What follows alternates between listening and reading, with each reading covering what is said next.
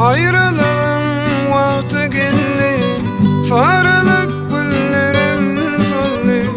Bugün ayrı düşesinni, hoşlaşalı ilkincisi.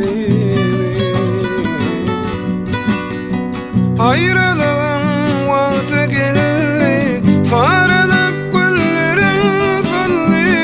Bugün ayrı düşesinni, hoşlaşalı ilkincisi. Gittin yarım meni taşlap, pek seveyim gözüme bağışlap. Ağlayarın gözüm yaşlap, hoşlaşalı ilkincisi.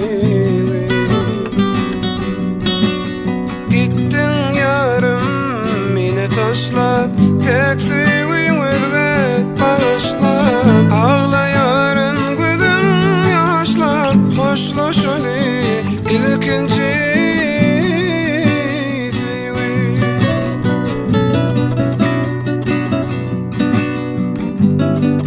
Yalan bilen şun sevginin arasını ayrılık. Ahvalıda sen dürüttün, söylenimi terk edin. Sen yüreğin yemedenke aşığını ağladım.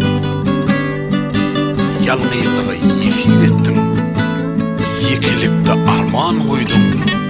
İlki sevgiyim, sevgiliyim. Ellerime gitar alıp, vasfet yarın yadazalım.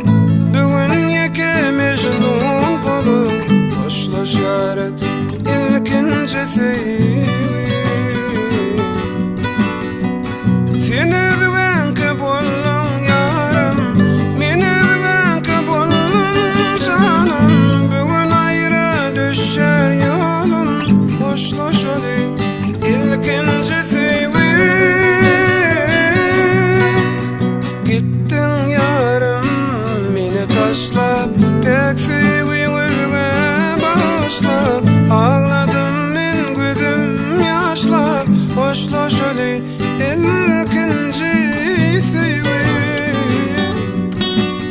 Gittin yarım meni taşlap, pek seveyim gözüme bağışlap. Ağladım gözüm yaşlap, hoşlaşalı ilkincisi.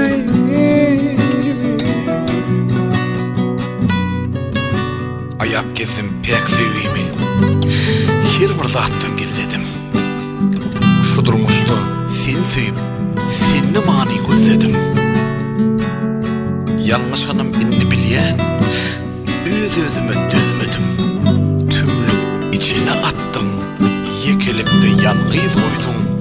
İlki sevgim, sevgiliyim.